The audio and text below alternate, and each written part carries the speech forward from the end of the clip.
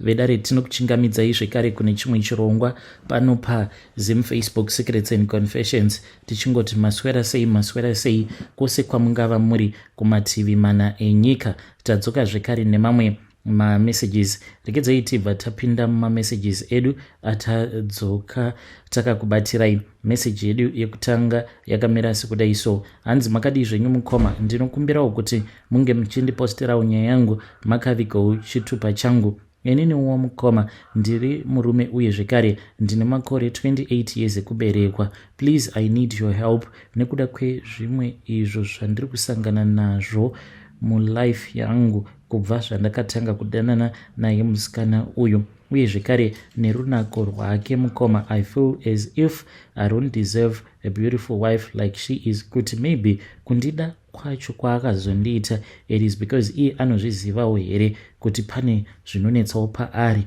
How do I confront her? So nyaya yangu payakatangira ndeapo pandakarambwa neumwe mukadzi uyo wandainge ndichigara naye. Takagara tose kuda kweabout 4 years, but ndega ndakazosvika pakuona kuti situation yacho yainge iri very tight. Chandaikwanisa kana kubuda nacho painge pasitomborina ndiwawawa mamarriages emujoni. Saka iye ainge achida kuzvitonga uye zvekare aienda kumusha paanenge achinzwa kuda kuti ndava kuda kuenda kumusha. Tobva tanetsana paya. Aizoti kana agara kumusha obva achizotanga kundinyengerera achindikumbira ruregerero, obva adzoka kana kangotanga kungoshanda, then tobva tatanga kunetsana zvekare. Amai vake ndivo futi vaita vachimuudzira zvekuita. So ndakazosvikawo pakunetsana naye iro rino gore rino ndokubva azondibira mari yangu. So sezvo ainge achiziva kuti ndainge ndaunganidza mari ndichida kuzotengawo motikari kupera kwaro gore rino, zvaakazoita mukoma ndezvekuti sezvo iye aiziva kuti mari zhinji yainge iri mukadhi, imwe ndiyo yandainge ndakachengetesa murungu wangu, nerimwe zuva mukoma akamuka achirwara. Saka ndakatoenda kubasa ndichitofara because ainge ati haana kuenda kumaperiods the previous month. Then the following month makuseni ndichingomuka akabva ati no baby, mira ndinge ndichikugadzirira chikafu uye zvekare nekuisira mvura yekuti unge uchigeza before you go to work. Ndakafara mukoma, akati ari busy achindibikira paya, then ndokubva achizorutsa. Ndakangomutarisa iyowo ndokubva atanga kuchema. Ndikati kuri kuchemei? Akabva anditi what if kana ndiine pamuviri? Ndikati ko zvine basa rei? Akabva anditi apa hausati wandibvisira tsvakirai kuno kumba kwacho ndinozoenda nei. Ndakatoenda kubasa mukoma ndichitofara ndisingatozivi kutoti ndainge ndichitodhila zvangu negwere munhu ainge atoronga kundibira. Ndakazoti ndava kubasa manje ndipo pandakazotekstirwa nevamwe amai vainge vachigara panext door, vakanditi imi mukadzi wenyu zvaari kuita sekunge ari kututaka uyu. Ndokubva ndafonera mukadzi wangu ndikabva ndamubvunza, akabva angonditi no, she was busy thorough cleaning. Mukomana chini kuda kwekuti akatoona kutoti gemu yake yainge yabatwa, akazongosiya zvimwe zvinhu zvose zviri panze ndokutongobuda mukoma no handbag no what, akatongobuda nekadhi. Ukuwo matransactions hapana kana transaction andakambokwanisa kuona because patakanoregister kadhi racho iroro mukoma takashandisa nhamba dzake, akangoincreasa limiti. By the time pandakazotaura nemuSouth African wacho ainge akativhurira kadhi racho iroro, it was already too late. Mari yainge yatoenda zvayo nevaSerbia. Mukomana chi ndakarwadziwa zvekuti kana kudya ndainge ndava kusakwanisa kana kudya kana kuita sei. Ndipo apo pandakazoti one day ndiripo pamagrupu eWhatsApp ndokubva ndangokaruka ndajoinawo rimwe group. Saka mugrupu umu makabva machizosendwa link iri rainge riri reZim Dating. Ndokubva ndajoina grupu iroro racho reZim Dating. Mushure mekunge ndajoina grupu iroro mukoma, ndipo apo pandakabva ndachizotanga kudanana neuyo akazova mukadzi wangu wandiri kugara naye, even though ndisati ndamubvisirawo kunyange tsvakirai kuno. So takadananazve pafoni for about 4 months.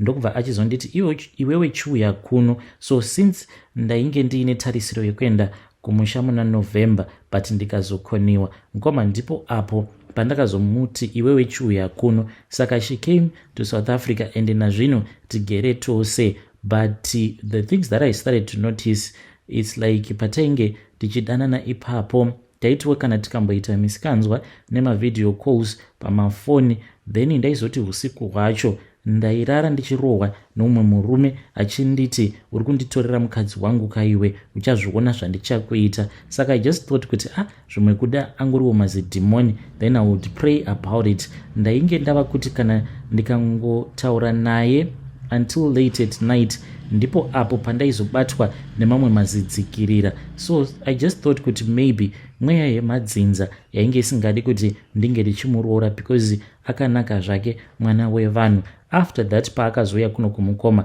the first night, kana ndikakuudzai kuti takatadza kuita bonde munokwanisa kufungidzira kuti ndiri kunyepa, but zvakatoramba. Ndakati ndaenda kunomutora because akauya kuno kuna Malaicha sezvo asati ava nepasipoti. Saka ndakaenda ndikanomutora, takazoti tiri munzira tichifamba, ndaiti kana ndakamutarisa ndainyatsokunzwa kuti nhasi ndinonakidzwa nemunhu wangu, but takati tava mumachira mukoma takazama kuita romance after romance, but it did not work at all. Mangwana acho ndipo apo paakazofonera vamwe gogo vake, like mukomanashi takati tichiedza futi kuti tinge tichiita, but zvikaramba because sikarudzi yangu yaimboiti ikaita simba, but hepano pakuda kunorara naye waitoshaya mukoma, kutoshaya sikarudzi yake zvekuti anenge achiti uri kundibaya pasi riripo. And I was feeling like an amateur, kuita sekunge murume asina kumbogara akasika bonde nemunhukadzi, but ndichitoziva zvandainge ndichiita. So takazoti tiri pakati pekuita romance ndokubva angoti chimbomira zviri kuramba kaizvi, mira 2 minutes, ndokubva atora foni yake akabva abuda panze mukoma. So ndakangoti zvimwe kuda munhu aboyekana. Apa ndainge ndonyara zvino kuti 2 days ndiri kumutadzirira munhu uyu. Akabuda panze ndokubva ataura pacall, akataura pacall nagogo vake for about 4 minutes. Mukoma akangoti achingodropa call iyoyo, sikarudzi yangu yakabva yaita rimwe simba. But one thing that I noticed was that even though tainge takadzima light, tainge tichingoona nelight reTV, but ndakati ndichitarisa paceiling ndokubva ndangoona chimwe chinhu chakati mve. Chinhu ichi chainge chakaita kunge chiremwa-remwa. Saka nekuda kwekuti sikarudzi yangu iyo yakabva yachitanga kushanda paya, mushure mekunge yatanga kushanda ndipo pandakabva ndatongomuka ndokubva ndasiyana nechiremwa-remwa chiya chandainge ndaona chichibhururuka. Ndokubva ndatomira padhoo paya ndikabva ndadaidza mukadzi ndikabva ndati chiuya.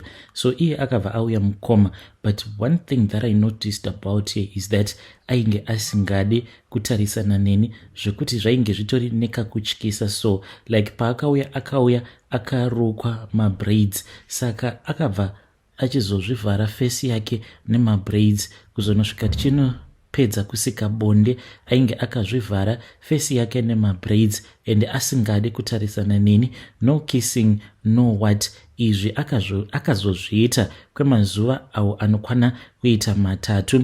Kutaura kudai kunyange zvikanzi ndinenge ndiri padheni ndisina kuenda kubasa, kana ndikada kuti ndinge ndichirara naye anoramba. Asi kana hwava usiku mukoma ndipo apo paanozobvuma kuti tinge tichisika bonde, asi bonde racho anoda kuti tinge tichizorisika murima. Kana ukada kumukisa anenge achiramba and anotosarudza kuti tinge tichisika bonde akavhara fesi yake akandifuratira. Hameno kuti anochinja here panguva yacho iyoyo yatinenge tichisika bonde sezvandinorota achiita, because kuhope kwangu mukoma idzi ndo hope dzandinomurotera. Ndinorota ndiinaye tichitosika bonde akazvivhara kumeso kwake kudaro, asi anenge akazvivhara kumeso nekamwe kamucheka keblack. Kamucheka aka mukoma kanenge kachitoita sekunge kanorarama kachitofema.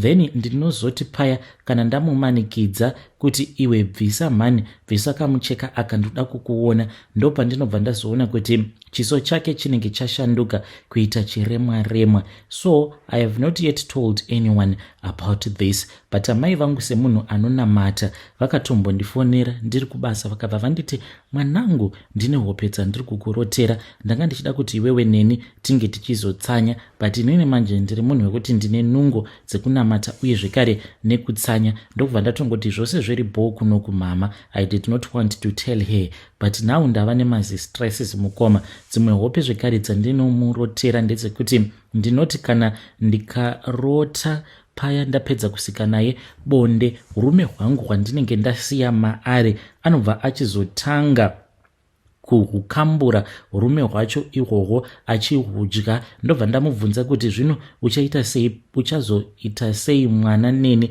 kana uchiti kana ndikaisa mbeu yangu mauri unobva wazotanga kuidya. Anobva aseka ubva ati iwe kasi hauzvizivi here kuti handifanire kuti ndinge ndichizvara, wakatozvitambisira nguva yako ende kundiramba kwako kuchazoti netsei. So ndakachizorota zvekare amai vangu a couple of days ago. So ndakati ndarota amai vainge vakamira naye, but iye manje aita sekunge ainge achivavhundutsira achiti kuna amai vangu, kana mukangomuudza ndinokuurayirai vana vevana venyu vese muchasara musina kana muzukuru. Ndipo apo amai vangu pavakazonyangarika, but vasati vanyangarika amai vakabva vazondipa saini yekuti tarira uone kuti mubhegi rake iro raakauya naro munei. Ndakati ndichizonovhura bhegi racho mukoma, makabva mazobuda rimwe ziku remwa rainge rakakura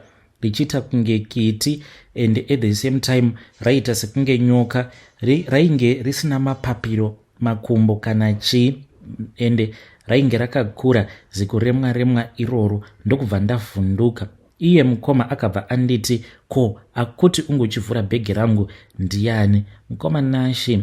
Mangwana acho ndakabuda ndichienda hangu kubasa, ndikaswera ndiine mazistresses angu ndichingozvibvunza mibvunzo yakawanda. Ndikati nhasi toda kuti ndinge ndichimbonovhura bhegi rake chete, ndichamutaimira because iye anowanzo kuti ndichingosvika pamba anobva atora kabhaketi obva aenda kunogeza. So mukoma ndakazoti ndasvika pamba ndikaona munhu achirakidza kuti ainge akasuwa, ndikabva ndamuti, nhai mukadzi wangu, why are you so sad like this? Akabva anditi ndabuda hangu ndichienda kunotenga drink kumashops uku, so ndazotora nguva. Pandazodzoka ndo pandabva ndaona kuti dhoo randainge ndasiya risina kukiwa ranga ravhurika.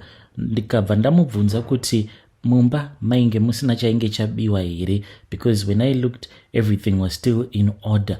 Mukoma akabva ati kwete, asi bhegi rangu chete ndiro rega rabiwa, zvose nehembe dzangu.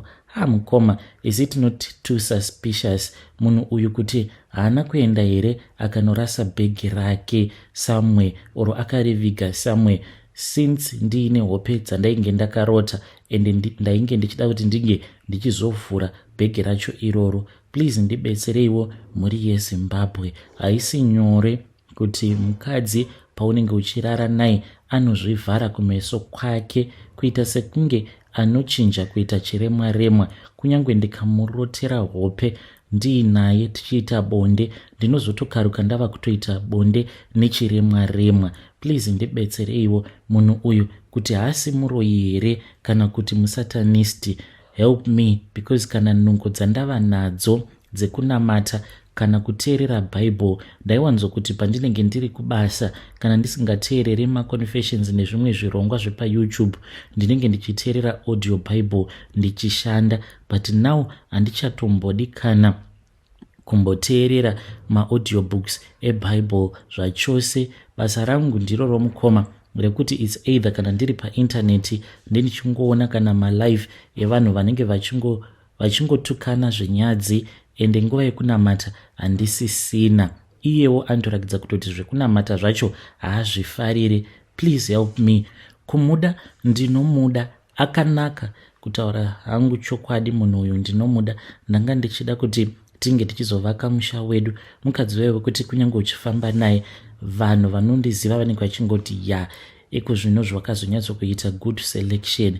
Uchitaura naye anenge ari soft zvake, haana nguva yekupopotedzana newe kana kuita sei. Please assist me. Vedare ndo message iyo yandakatumidzirwa ichibva kuna ndo meseji yandakatumidzirwa ichibva kuna mukoma vedu avo. Zvakangoma hazvo vedu way. Hey, pakaipa can't you see kuti pane mawana aripo here naye mukoma? Zvose zvinhu izvo zvamataura, do you think kuti it is normal? No, it is not normal at all, because kana muchiti munhu anozvivhara kuface kwake, anozvivhara kuface kwake, do you think kuti is it even normal munhu kuzvivhara kuface kwake nemabraid sezvamataura muchiti kuhope munotorota achitoshanduka kuita chiremwa? Maybe that is what happens. Asi ngatizame kuti tinge tichitaura navo mukoma vedu ava mucomment section. Ndikedzai tibva taenda panyedu inotevera.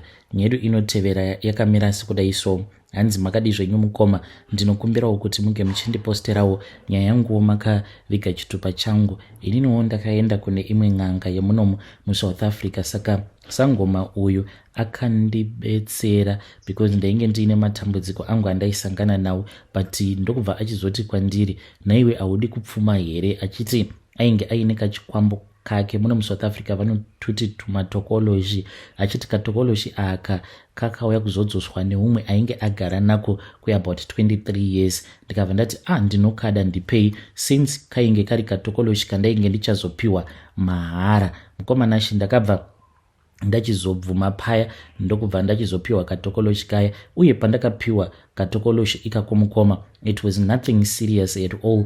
Ndakangopiwa kagaba kezambak, mukati mako kagaba aka mainge muine kamucheka kainge kakabayirirwa katsoni nekamwe kadhori kainge kari kadiki zvokuti ndakatozvibvunza kuti ko munhu akagadzira kadhori aka akakagadzira sei. Ndikabva ndatonzi ndokachikwambo kako, zvikanzi kana wazoita mari unongoenda nemari yacho panzvimbo pekuti panenge paine mvura inenge ichiyerera, usazosiya mari iyoyo panzvimbo pekuti panenge paine mvura inongogara yakaungana. So mukomanashi ndakabva ndatora kanhu kaya ndikabva ndachizotanga kukaona kanhu aka kachikura day by day, and I was telling sekuru ava kuzonosvika vachizonditi ndinge ndichitenga trunk.